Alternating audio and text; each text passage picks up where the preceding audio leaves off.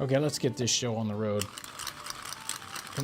Gonna wind up in the nutmeg grater. I don't know if I'm doing it right. Oh, there we go.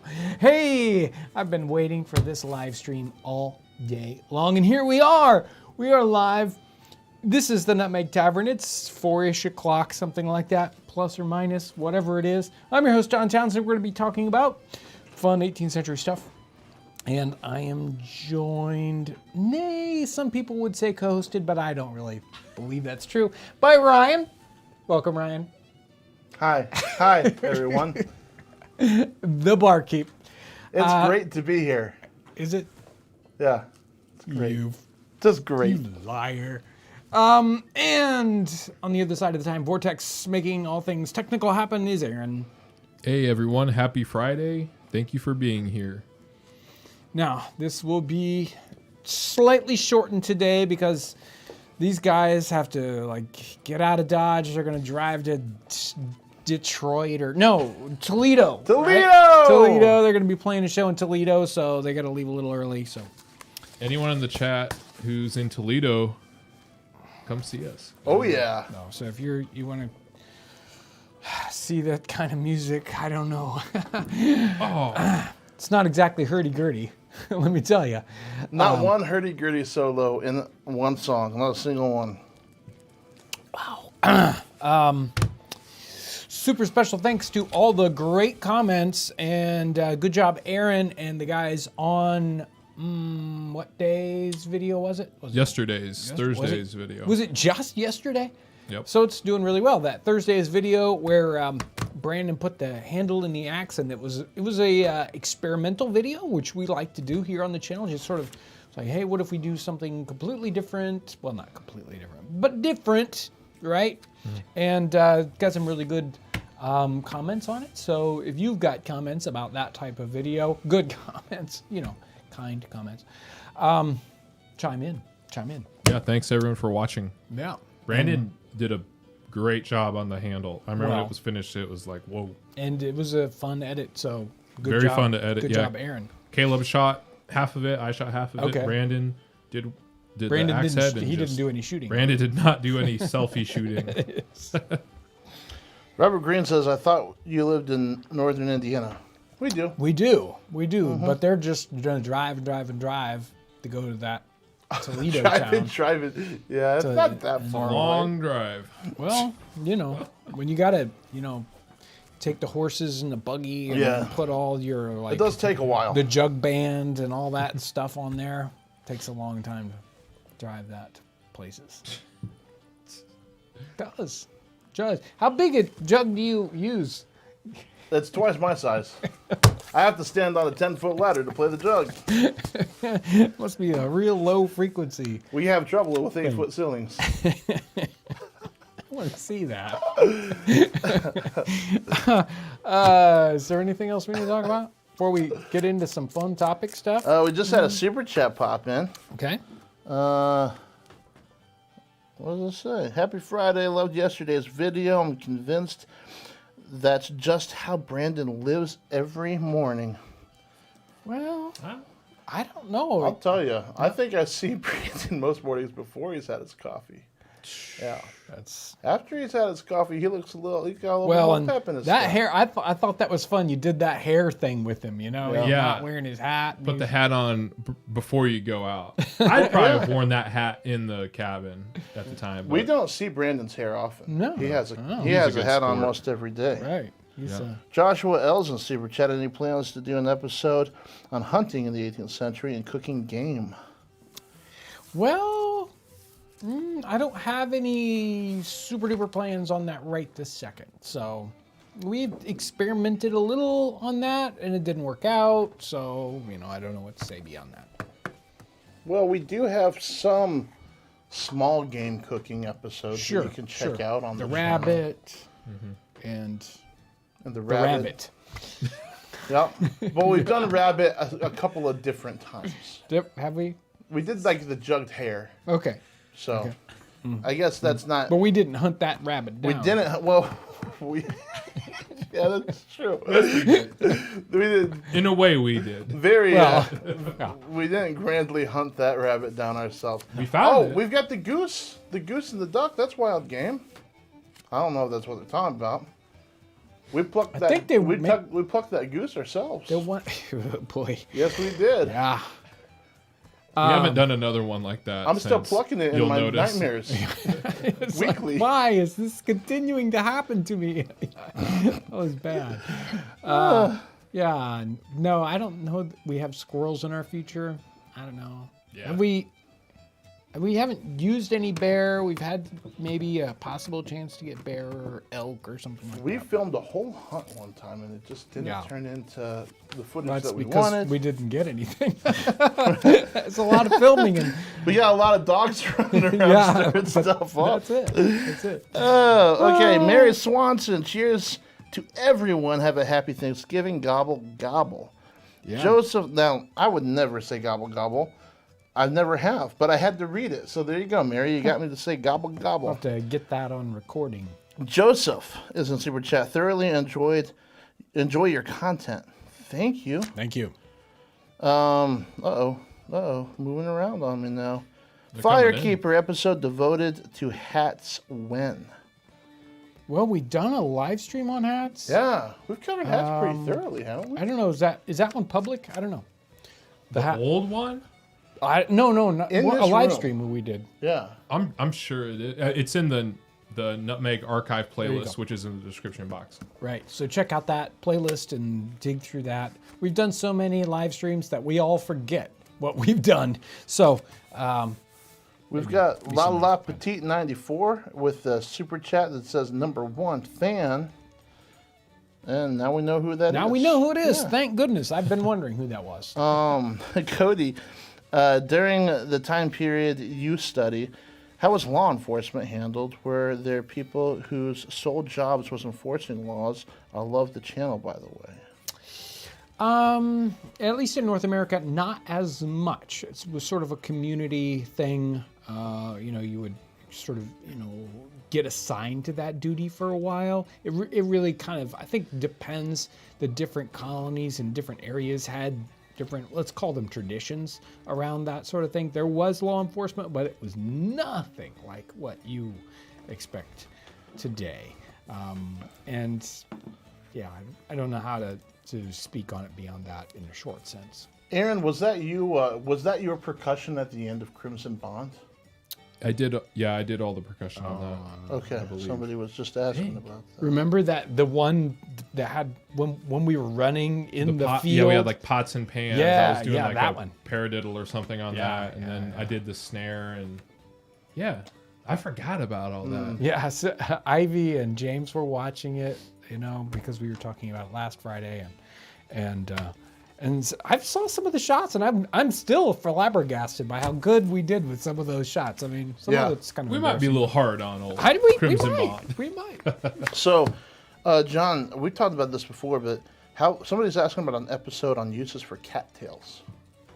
Uses for cattails. So you can do just about everything with a cattail. Eat different parts of it. Use different parts for, One of the most interesting things I ran onto with cattails was actually, it's kind of similar to the Peddlers thing we're doing today. There was a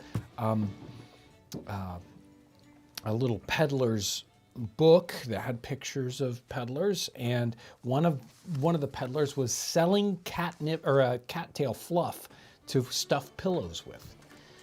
Huh. That's wild. Yeah. That's crazy. He just had a big cart full of cattail fluff. Alice Griff, 79. I love yesterday's video too. Thank you for continuing to work so hard to entertain and inform. Much love to all Townsends crews from Liverpool, UK.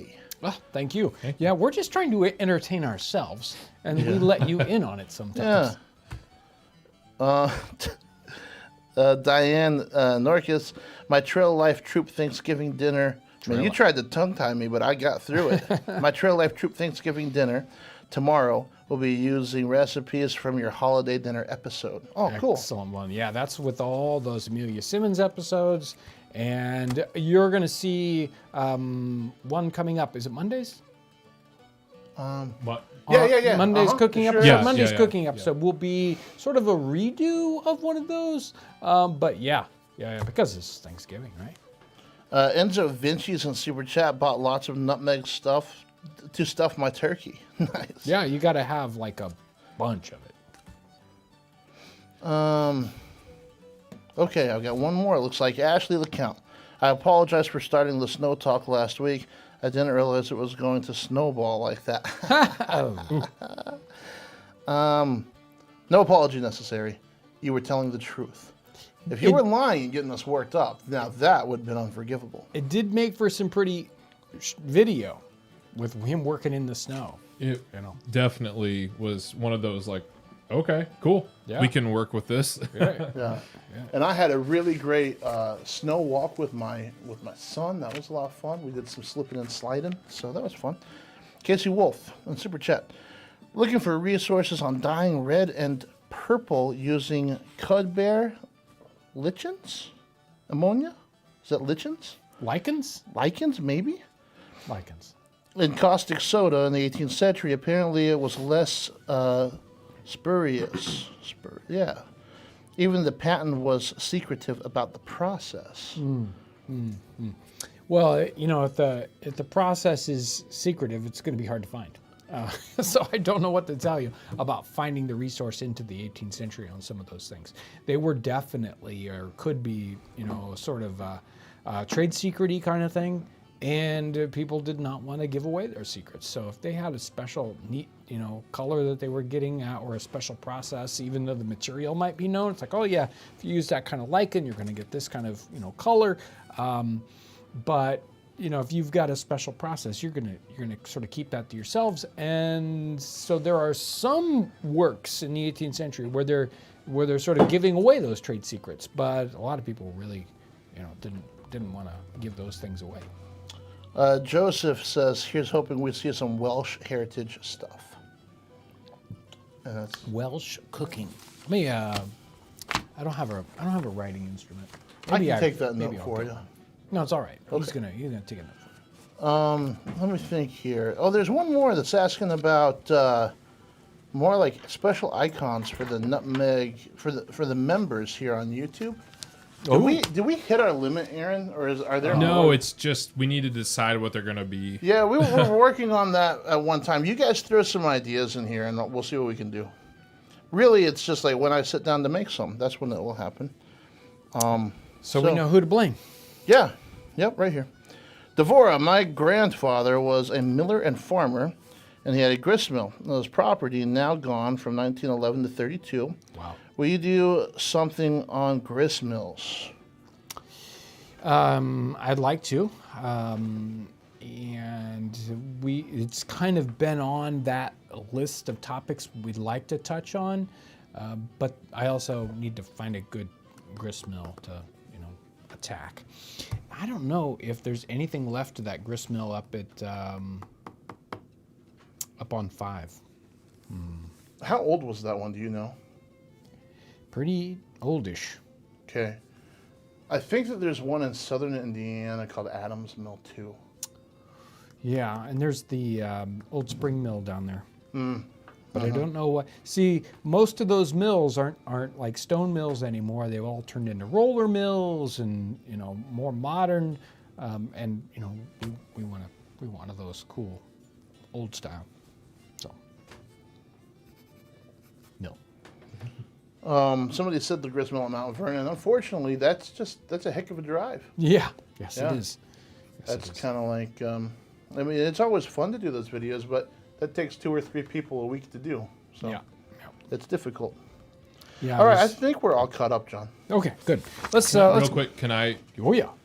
So first, make sure to like the video. Really helps with the algorithm. The live stream. Yeah. The live stream. Yep. The other one too. Somebody was wondering about our schedule next week for live streams. Good question. You know, let's see. There's a chance. I don't know. We're gonna. It's a toss up. I can lasso a couple of pinch hitters to come in and do the other parts of the live stream with me. So there's a chance, but I can't promise it because I don't know exactly where things are going. Maybe we can throw something in the community chat or a Yeah, community post, and yeah. we can lock Keep that your in. ear out for that live stream. If I think we can go ahead and do it on Friday at 4 o'clock. Especially if you guys say, yeah, I'll be there, then we'll do it. But if you say no, we're not going to be there. It's up to you guys. Really, it is. We good? Are we ready? Yeah. Everybody good? Yeah. All right. Everybody gets quiet. Nothing Yeah, that's happens. what you It's know. like, oh. Well, somebody just popped another one of these boys in, but we can pick it. Oh, here it is. It is from Enzo Vinci, and it's a donation without a comment. So Well, thank you then. Thank you very much.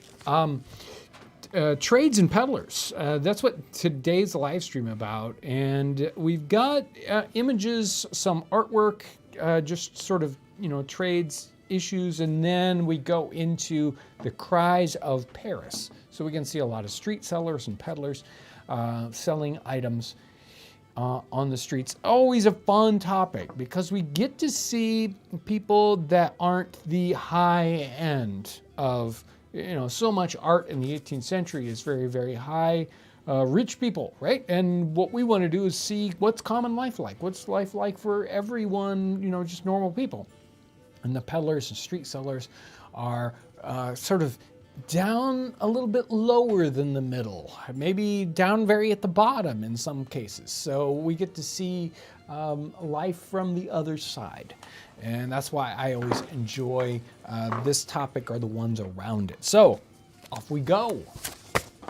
And I do want to very, very soon do sort of like, be aware, we will be baking very, very soon. We'll be doing some bread episodes, at least one, hopefully 2 or 3, because bread's yummy.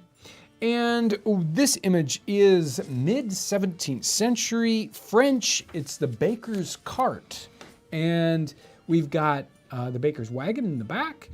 And this is a lower end baker, the baker bringing his bread to market instead of having a place, where people come to buy bread at the store. So you can, bread that's brought in isn't going to be quite as fresh, and it's probably lower end. And we can see by the clothing here that all these folks are, on the lower end of the scale here in the economic status. We've got these giant, wonderful loaves of bread we see on the table back there. And while this is French, it's probably very similar all over the continent in Great Britain. They had these household size of loaves. And a loaf of bread, they had, we go to the store today, we've got bread that weighs, a pound. Maybe it weighs 24 ounces for a big loaf of bread. Well, their loaves of bread were ginormous by comparison. Imagine a 4-pound loaf of bread or an 8-pound loaf of bread. These, I'm guessing, are 4-pound loaves of bread. Dense. This is probably the lower end bread, the household bread made with second tier or even third tier wheat flour, or if we really want to get down lower, less expensive bread, you have mixed grains breads, which have different grains mixed in, maybe even beans or peas in the bread, even down to what they would call horse bread, which may have even been used to feed horses at times. So we've got the bread. The woman who here is sort of in the foreground. She's got probably a medicinal alcohol there that she's selling in little bits. It's medicinal. And we can also see like the gentleman who's there on the far left-hand side. Those two things sticking up behind his back, that's part of his little basket or a little backpack, so he can carry different things. So maybe he's carrying wood or other things that will fit. You can almost see a little spike sticking out right behind him. That's the other part of that little frame, backpack frame. So he could even be carrying something like loaves of bread stacked up on that. and walking around and selling them. And then we have the boy here on the far right. He's got a basket, probably also for walking around and selling bread. We have a couple of shops, and on the left-hand side we have a poulterer's, and we see all these birds and even a giant hare there. Eggs up there on the basket. None of them are plucked, which I think is interesting. Maybe the artist wanted to have more fun with something that wasn't, feathers are a little more fun to paint than old plucked birds hanging around. But we see all sorts of birds here, chickens and pheasant, even something with the long bill, like a snipe or something, I'm not sure exactly, a duck, all kinds of different birds there for sale. And then on the other side, we have just a standard grocer kind of shop that's got all kinds of varied items in it. I'm not sure exactly what she's got in that front basket. Nuts or something, and she has a scale to weigh them. I'm not sure if the scales, if somebody would hand hold the scales like that, or they would actually be hanging up. But of course, the artist has to sort of take some liberties here and there to decide, the composition of their artwork. But we still get to see the idea of the items on the shelving behind them. Looks like giant cheeses and some other items, grains.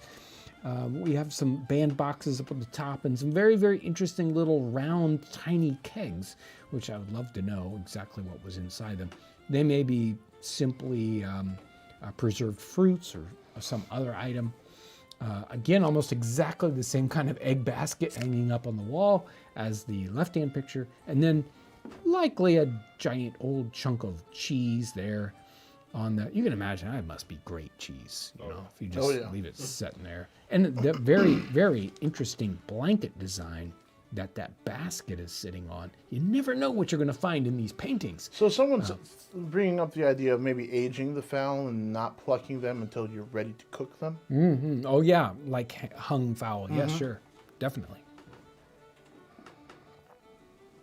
Now, at your market day, you're going to have women just selling green produce along the way. So we've got this is probably about, I would say 1740. Let me check here. 1726 for this image on the left. And she's got some, those nice, hearty, big sized pieces of, vegetables. We might think, 18th century vegetables, they were probably puny and they had a hard time. No, it doesn't look like they were having any difficulty having nice, large produce to sell at the market. And the ladies here on the right-hand side, they are shelling peas. So we have a basket on the ground, probably have already shelled peas, and they're working at their peas there. It looks like there's a knife on one side of the hanging down off the waistband, and it's interesting that the artist decided not to show us the items, but really they're concentrating on the people of what they're doing here. Now we want to see exactly what they're doing, but that also gives us some interest into the painting or the artwork, saying, oh no, I wonder what it looks like, on the other side. It's always a nice piece of art that makes you want to see around the corner. They look like they're enjoying the process with the peas more than I did. Like shelling I hated peas that when I was a kid, or snapping beans or whatever. Yeah, right. We got our woodcutter, sort of a carpenter kind of woodcutter, unless that's what I'm guessing here. He could be just cutting wood for firewood, but I don't think so. And again, these are meant to be street things. So he's doing this not in the country, but in the city. And that's definitely look at the blade on that buck saw there. Big, thick, wide blade, just meant to do one straight cut. You're not doing anything fancy with a saw like that. So I'm not sure, what to say about him. He doesn't have his hat on, and he is just down to, a vest, his waistcoat, and in shirt sleeves. So hardworking guy there. And here we get to see on the right-hand side, somebody who's selling bundled firewood. And it could be that he's just cutting off wood for someone like that who's going to walk around with firewood. And you can see that she's got that, we can see that backpack much more easily. Now, just like we could see on that first slide with the gentleman on the one side, it's got two sort of sticks that go all the way up so we can stack that wood up. Two come out at a right angle behind her and hold that up. And even more interesting is notice the single peg that goes down. So she can rest that on the ground. Yeah, that's interesting. And have that balance. So, she can stop for a long time and just sort of have it sit there, and she doesn't have to work to keep that upright. Love that design. And I really haven't noticed that single stand down the back very often. So that's great to see that. Her clothing isn't nearly as relaxed as his is. No, but yeah, I don't know what to say. She's got that extra skirt, probably as a protective layer. Yeah. Somebody's working like that. You really have to protect your clothing because if you've ever carried firewood, you're gonna get you're gonna get muck and dirt and bugs and all, and it's gonna catch and rip things. So you definitely need a hard-working apron. We've got our it says organ grinder, a barrel organ there, and a raree show, a sort of magic lantern show on her back, so she can play music. So this is entertainment, and this is fairly early. These guys are all pre-1750 and French. All the ones we're looking at here in the past, 5 or 6 slides. The design, it'd be really interesting to know, what kind of images, right, are seen. And we do have some examples if we go digging around in some of the museums and libraries, sort of image cards that they would use in some of the Magic Lanterns shows. So that can be kind of fun. Maybe I've seen some of those in the past. I may have shown them in a live stream. And on the side here, we have a young hurdy-gurdy player. And here we go. You can, here's a hurdy-gurdy. Let's see, I've got my tuner there. You don't want to see that. There you go. I will not play this hurdy-gurdy for you. It's really the hurdy-gurdy I have for looking like a hurdy-gurdy. It's a hurdy-gurdy shaped object. It does make noise, but you don't want to hear it, really. I was tuning it earlier and everybody was like, no, John, don't do that. Sorry.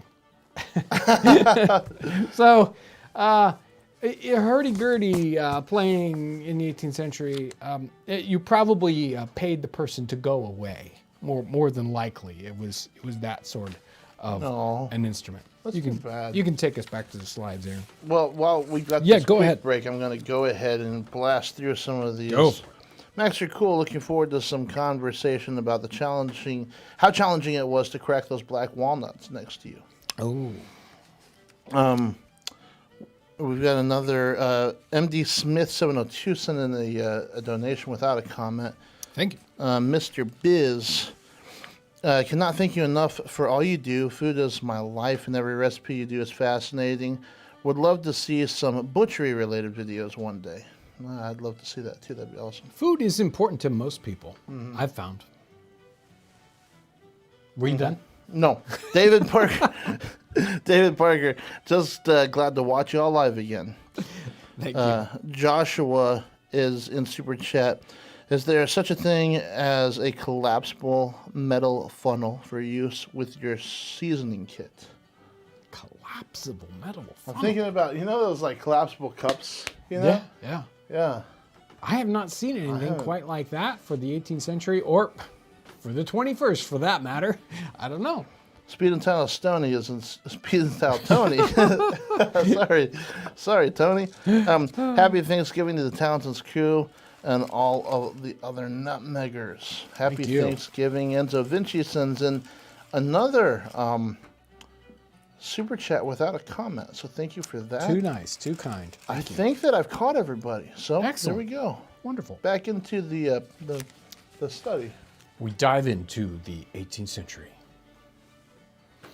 Couple of street sellers. We have apples on the one side, French, and then a few years after that, maybe 15 years after that, and then we have the English version here, the Sandby painting from, or let's say watercolor from 1759. So not a whole lot of change, although you can see her elbows, which is a little risque there. About fell on the floor. Yeah, I don't know what to say. Maybe we should move on. Quickly, Anyway, apples on one side, oranges on the other, which is pretty funny. Apples and oranges, get it. Anyway, yeah, I know, it's funny stuff, man. Can't compare them. Yeah, I know, can't do it. Incomparable. Although we did compare them. So on one side here, we have a gentleman selling drinks on the left-hand side. And he's got this whole tin cool drink backpack. I mean, how do you have a drink backpack? But he does. There was another image I found a little bit late, too late to get into this, which was later, like 1820. And the guy had one of these, but he had 3 different spouts that come around. Apparently he had 3 different chambers. And he was selling hot chocolate on the street with an item just like that. Anyway, this one is tin with a special little, spigot on the front there. Now, I guess he's pouring it into this bowl cup thing. I don't know what to tell you. And it's likely, I mean, he might be selling lemonade, but I doubt it.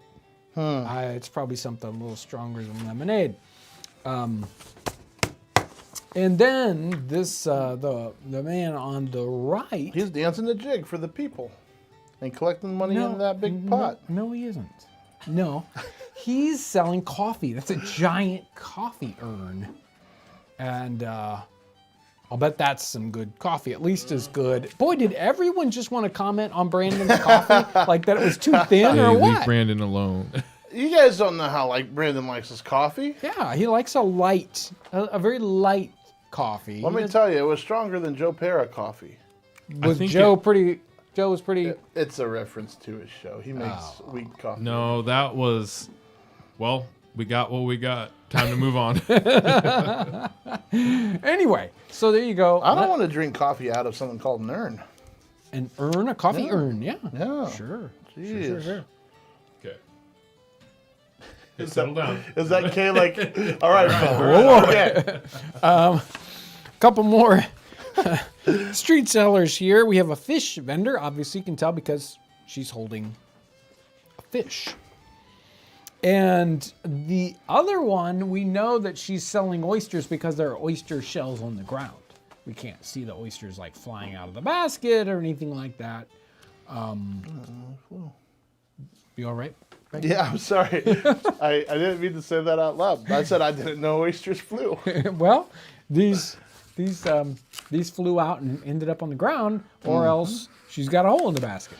Regardless, the artist wanted to show us what was in the basket, and so we know she's got oysters. I don't know, seafood sold on the street, just like raw seafood. I don't know. Out of a basket. Bad Out idea. of a basket. A backpack. Bad idea. Yeah, I don't think it would fly today. No. If somebody ran up to you with a backpack full of fish and said, Yeah. Hey, what do you want? Get away from me. It's like, no, thank you. She doesn't look happy either. No, none of these folks look happy, but I mean, I think that's... The gal on the left looks a little forlorn, but the one on the right looks like... If you it had to- actually looks like the right gal is yelling at her, and she is like... Well, I mean, they are known for, hollering in the streets about what they've got to sell. That's true. Rah, rah. So, we get to see this. Get your flying oysters. Right, yeah, exactly.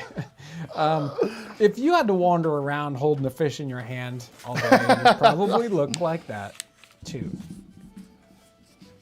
We've got people that are selling toys and whatnot. What? Oh, man. Somebody put in the chat, she probably stinks. Hey, now. I'm going to have to agree, she probably does. So, fashion dolls, really, really an important sort of industry, French especially. And we have this fashion doll here. I don't know whether a fashion doll sold on the street would be, maybe not as high end as the ones sold in the high-end dress shops, but the high-end dress shops are using the dolls as a little miniature catalog. So, you don't see like giant mannequins with these dresses on, but you see little dolls and you say, oh, I want to dress like that, or, with that pattern, etc. That's what's happening with some of the dolls in the 18th century. And then we got this great person over here who's selling these whirligigs, and I'm not sure what's exactly in his hand. Possibly a little drum or something. But I want one of those whirligigs. They look pretty cool. Let's see. What's this guy over here? Oh, he's got pastries, which I like pastries. Just like, you know that from last live stream when I ate like all of them and there wasn't a whole lot of for 3 pastry weeks. left in the room when we were done with that live stream. You guys didn't eat any, but I ate them. So, well, I guess Aaron wasn't here. Yeah, I wasn't even in the state. Let me tell you, I did my fair share of pastry eating that day. Well, so did I, and they were good. Lauren did an excellent job. This guy I'd love to try out one of his pastries. And the other person we got there is a bread seller, a baker boy. Now, maybe someone in the chat wants to chime in on what he's holding in his left hand. I want to say it's a gauge of some sort, but I don't know. And maybe somebody's got a good hint on that. He's got a lot of bread there. Tons of bread.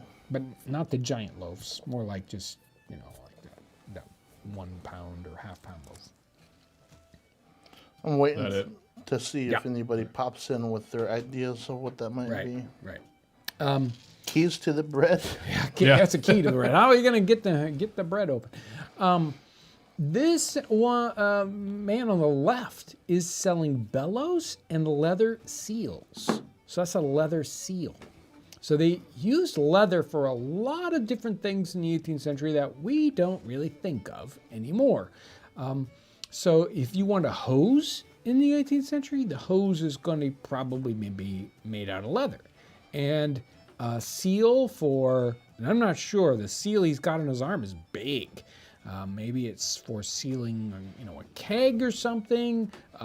You would use different leather seals for wells. So if you have a well pump, it's got a leather, seal of some sort and valve, flapper sort of thing here. So he's selling bellows and seals.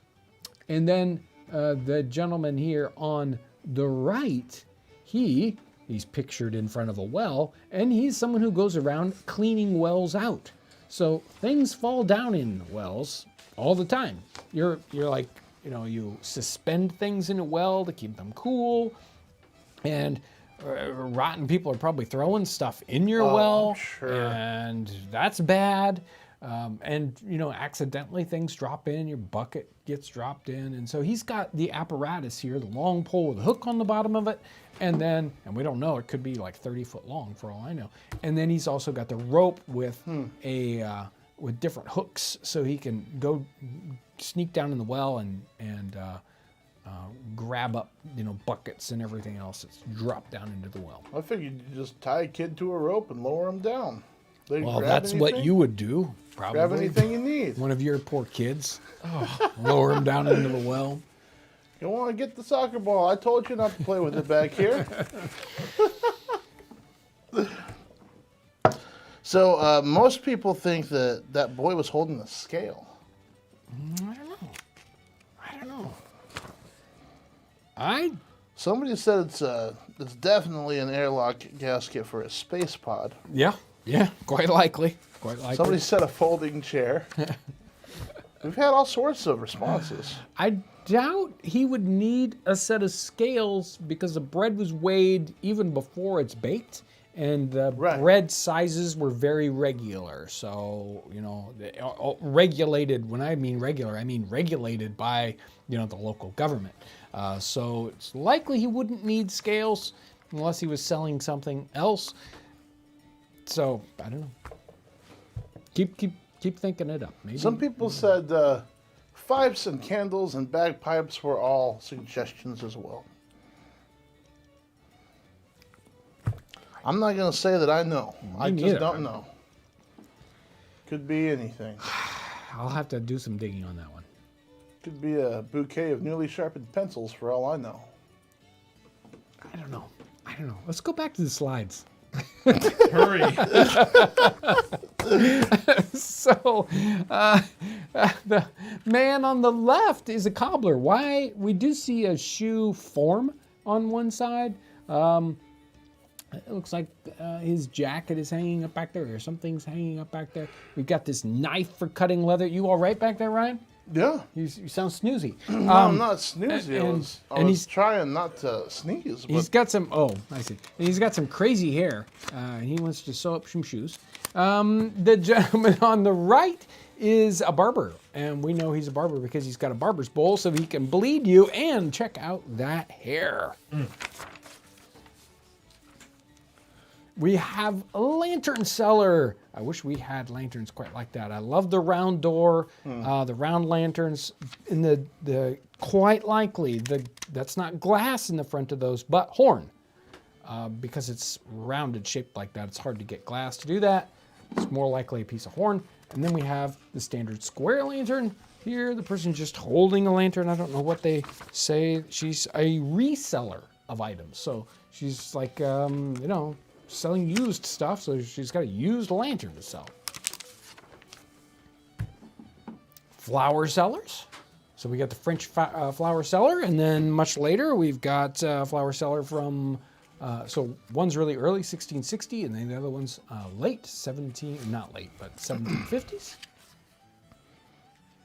How about the somebody who's selling rat poison? So he's a rat poison seller because he's got a big bag of rats. Cage with and the rats poison works. Right, it works. See the dead ones? And then a man selling rat traps. And those look like some really good rat traps. We have lace sellers, usually pretty on the low end of folks selling stuff, but they've got little strings of lace, maybe ribbon, they're selling, boy, that's quite the scary person there selling lace. And then brooms. The cellar users and sellers of brooms, and brooms are a big topic. I mean, people are using a lot of brooms in the time period. We don't think about brooms today, do we? No, we don't. And that's been that's over the years that always has turned into a thing, because people are like, hey, you should sell my brooms in your catalog. Right. And like, who needs a broom? They're really great brooms, but it's hard to sell a broom. Right. People just aren't excited about brooms. So you get vacuum cleaners, I guess. A seamstress apprentice, although she's not working. Just kick back with, not even a book. I'm working, just looking out the window. And then this person is just peddling small things over here. Again, ribbon, thread, little small cloth items. That one, of course, is much later, 1801, compared to most of these, which were 50 or 60 years earlier. So what's up with the small things peddler? Just the randomness of it. What was? How would people know what to go to them for? I mean, is there? Well, I mean, they're coming to you. Yeah, they're coming to you. Okay. They're just going and saying, "Hey, right. you need any thread? You need any?" Oh, wrong one. He just keeps pressing buttons over there. I'll find it eventually. Yeah. An ink seller. So he's selling ink because everybody needs a little more ink. And the reason why I've got the walnuts on the table here is because This person over here is a walnut seller. How Oh, we really? would know, I don't know. But apparently she's got walnuts in the bucket or in the barrel. I'm not sure how. There's some sort of special look here. That's the walnut look. I don't know. Maybe all of her clothing is walnut dyed. Well, and it could be walnut goo, right? Oh, okay, So yeah. maybe it is not walnuts, the fruit or the nut itself, but the actual, like what we use for dyeing. So you think that that's like selling the goo for you to take home? Or Right, bring right. your thing and I'll dye it for you right here on the spot? It's a really good question. Although I didn't see any heat source, so I'm guessing Yeah. they're just selling the stuff. Ready? Cookware Peddler. So he's got cookware. That would be a mighty heavy basket to carry, if you ask me. He should be like the other guy. And what do you think he's selling here on the right? What do you think, guys? What are you gonna find? A vendor walking around with a wheelbarrow and he's selling. With a wheelbarrow and he's selling. I can't see it. What do you think he's selling? I can't see it. Just Oh, you can't see him? no. Well, I want to take a stab at it though. well, then you're gonna cheat. You're gonna look at the thing. He's selling vinegar. You know, it's a guy out going down the street selling vinegar. That's what I sell. Oh, yeah. Really? Yeah. There we go. Okay. I mean, we use a lot of vinegar at our house, so Well then, there you go. you need that guy to stop by. Yeah. Chestnuts over an open fire. There you go. Ooh, Chestnuts. where's Jack Frost? Yeah. Let's see. What have we got here? We've got a study of peddlers, and I don't know what they're selling. Asparagus, a lobster, fish. I don't know what the other person's selling over there. Something. I like the lobster. Although it must be cooked lobster because it's red. Yeah, there's Josh. Yeah. Josh with the fish. One with the lobster. Oh, yeah. Yeah. Look out. These are from a chapbook probably in the early 19th century, but very simplistic little woodcuts. This person on the extreme left is supposed to be selling sulfur? I don't know. It looks like chunks of sulfur. I'm not sure. Or whether they're sulfur sticks to start fires with. But I think they're chunks of sulfur, which don't ask me what people are using sulfur for. We've got a couple of super chats that I'd like to Okay, get to real let's quick. do it. Let's do it. All right, CBM says, hello, I'm new here, and I saw Joe Pera in a few videos, so I Joe. wondered, are you guys genuine, or is this ironic hipster cosplay? Not trying to be rude. Are we genuine? How would you answer that, Ryan? I would say that we do not dress like this all the time, but we are very genuine in researching history, and we think that by doing things that are historical clothing gives us a really good idea of how folks felt when they were working, and we're learning things that they were learning. Yes. It's not about dress up play. Correct. That's a very good answer, Ryan. Good job. Thank you. Yeah, and even, I mean, if you're interested, we've been doing this for years, and we have probably, I don't know, like 1,000 videos on YouTube. I'm not joking. So we're pretty serious. The truth is after you make something like a dugout canoe or a cabin, days on days wearing the clothing that they did and working with the tools that they did, you do get an understanding of what they're talking about in their journals, how they're feeling, and it's very interesting. Edward is in the super chat. Is there any way you could research and plan out some videos for easy snack recipes? I recently have been transitioning to work from home, and I'm looking for some easy, healthy snacks to eat throughout the week. Healthy. We're in We'll the see what wrong we can time do. period. We'll see what we can do. Usually it's like cut a hunk of meat off the, and then you eat that. That's a snack. But I'll see what I can do. I want to get to the Patreon, PayPal, and okay. Townsends Plus. Do you got Heather Torrey just sent Heather. in.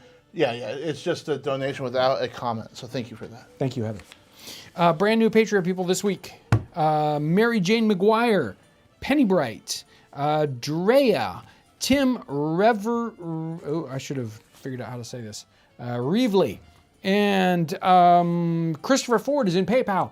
Thank you, Christopher Ford. You're just regular. Like, thank you. And brand new Townsends Plus people. Okay, I don't know how you did this one. Jabel Cowell. I tried.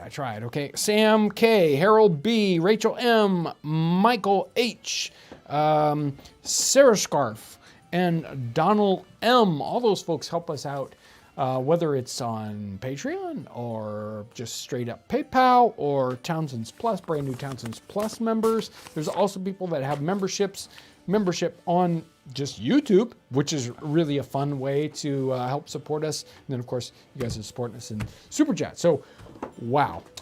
We've got another one. Edward commented again. I would also love to see some more recipes and info on the Civil War. That's a little outside of our time period. We usually stop at about 1820 or so because, well, we have to draw a line someplace or else we just have to do everything. We'll be doing Roman stuff next if we just go too far. We go crazy. There's a lot of people doing really great stuff with Civil War already, too. Oh, yeah. Okay, so I think that we've got to head out.